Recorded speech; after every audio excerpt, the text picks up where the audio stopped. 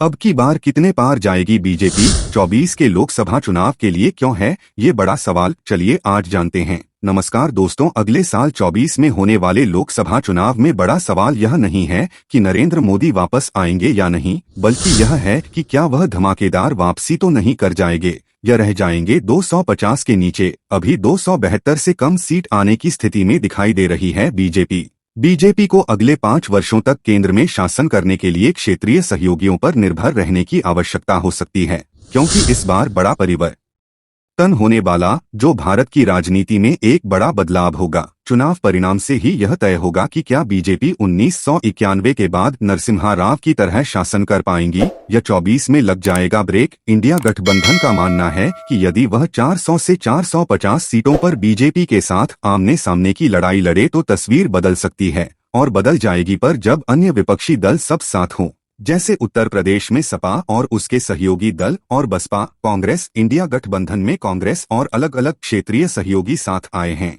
और आने भी चाहिए। अगर देश से मोदी मतलब धर्म के नाम पर तुष्टीकरण करने वाले दल को हटाना है, विपक्षी गठबंधन का मानना है कि 1 to 1 की लड़ाई में उनके पास मोदी को पद से हटाने का मौका है। वे वही करने की उम्मीद कर रही है जो उन्होंने 2004 में किया था। उस समय हर कोई सोचता था कि वाजपेयी के नेतृत्व में बीजेपी फिर सत्ता में आएगी, लेकिन वह हार गई। हालांकि मोदी वाजपेयी नहीं है और 2024 2004 नहीं है। ये मोदी है, ये उल्टा भी कर सकते और सीधा भी। समझे आप मैं क्या कहना चाहता? 2004 के बिल्कुल विपरीत कर सकते हैं मोदी जी। अब बीजेपी सबसे अच्छी स्थिति में है क्योंकि उसने देश का 80% वोट हिंदू को पकड़ा है, और खास बात यह है कि अब बीजेपी ने हिंदी बेल्ट में जड़ें मजबूत कर लीं, ऐसा गोदी मीडिया बोल रही। अगर बात करें 2004 की तो तब बीजेपी 180 सीटों जीतने वाली पार्टी थी। बीजेपी पार्टी न केवल संगठनात्मक रूप से बढ़ी है, बल्कि गरीब समर्थक योजनाओं, विशेषकर महिलाओं को लाभ पहुंचाने वाली योजनाओं की गहरी पैठ के कारण लोकप्रियता के मामले में भी बढ़ी है।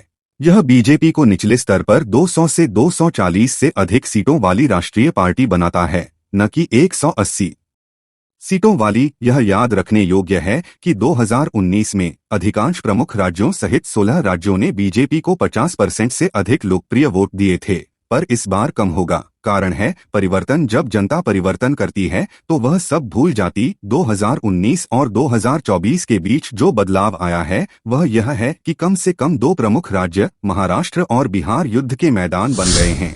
यहाँ सहयोगियों के साथ भी बीजेपी की स्थिति पहले की तुलना में कमजोर है। इसके अलावा 3 अन्य राज्यों पश्चिम बंगाल, कर्नाटक और तेलंगाना में भाजपा पहले की तुलना में काफी कमजोर दिख रही है।